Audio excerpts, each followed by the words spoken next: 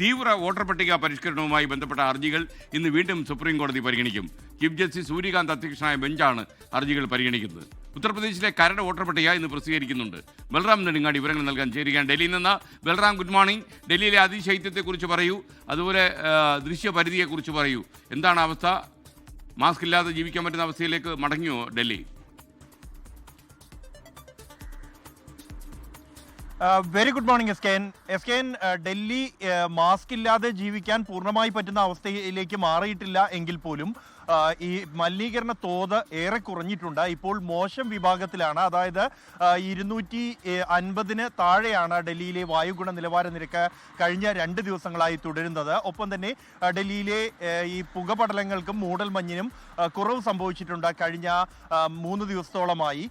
ഇത് ഡൽഹിയെ സംബന്ധിച്ചിടത്തോളം ആശ്വാസമാണെങ്കിലും മറ്റു ഉത്തരേന്ത്യൻ സംസ്ഥാനങ്ങളിൽ ഡൽഹിയിലടക്കം അതിശൈത്യം ശക്തമായി തന്നെ തുടരുകയാണ്.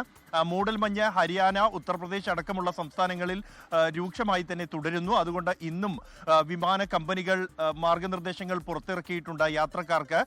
ഇത് വ്യോമഗതാഗതത്തെ ഉൾപ്പെടെ ബാധിക്കുമെന്നും യാത്രക്കാർ അതിനാൽ തന്നെ കമ്പനികളുമായി ബന്ധപ്പെട്ട് ഉറപ്പാക്കിയ ശേഷം മാത്രം യാത്രാ സമയം നിശ്ചയിക്കണം എന്നും അടക്കമുള്ള മുന്നറിയിപ്പ് നൽകിയിട്ടുണ്ട്. അതേസമയം അതിശൈത്യത്തെ തുടർന്ന് ഇന്നും 7 സംസ്ഥാനങ്ങളിലെ സ്കൂളുകൾക്ക് അവധി പ്രഖ്യാപിച്ചിട്ടുണ്ട്. നാളത്തോടെയായിരിക്കും അതിലൊരു പുനഃക്രമീകരണം ഉണ്ടാകുക. ശക്തമായ തണുപ്പ് തുടരുകയാണ് എസ് കെ എൻ. അതേസമയം ഇന്ന് സുപ്രീം കോടതിയിൽ ഈ SIR-മായി ബന്ധപ്പെട്ട ഹർജികൾ വീണ്ടും പരിഗണിക്കുകയാണ്. ചീഫ് ജസ്റ്റിസ് സൂര്യകാന്ത് അധ്യക്ഷനായ ബെഞ്ചാണ് SIR നടപടികൾ, പ്രത്യേകിച്ച് ഈ തീവ്ര വോട്ടർ പട്ടിക പരിഷ്കരണത്തിന്റെ ഭരണഘടനാപരമായ സാധുതകൾ അത് ചോദ്യം ചെയ്ത് സമർപ്പിക്കപ്പെട്ട ഹർജികൾ പരിഗണിക്കുന്നത്. ഈ ബീഹാറിലെ SIR നടപടികൾ ആരംഭിച്ച ഘട്ടത്തിലായിരുന്നു ആദ്യമായി സുപ്രീം കോടതിയിൽ SIR-നെ ചോദ്യം ചെയ്തുള്ള ഹർജികൾ എത്തിയത്. തുടർന്ന് മറ്റ് പല സംസ്ഥാനങ്ങളിൽ നിന്നുള്ള ഹർജികളും വ്യക്തികളുടെ ഹർജികളും സുപ്രീം കോടതിക്ക് മുന്നിലുണ്ട്.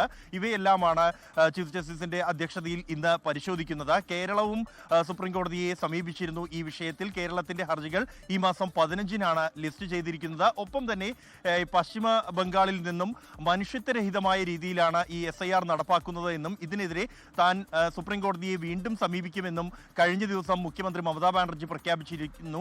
അങ്ങനെയെങ്കിൽ ഇന്ന് ബംഗാളിന്റെ ഒരു ഹർജി വീണ്ടും കോടതിക്ക് മുന്നിലെത്താനുള്ള സാധ്യതയും നിലനിൽക്കുന്നുണ്ട്. ഒപ്പം തന്നെ ഈ ഉത്തർപ്രദേശിലെ SIR നടപടികളുമായി ബന്ധപ്പെട്ട് തയ്യാറാക്കിയ കരട് വോട്ടർ പട്ടിക ഇന്ന് പ്രസിദ്ധീകരിക്കുകയാണ്.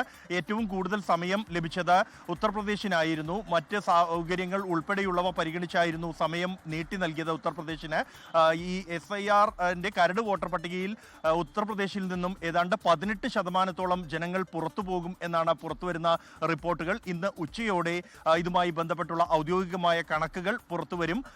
ഈ വോട്ടർ പട്ടിക പ്രസിദ്ധീകരിക്കും.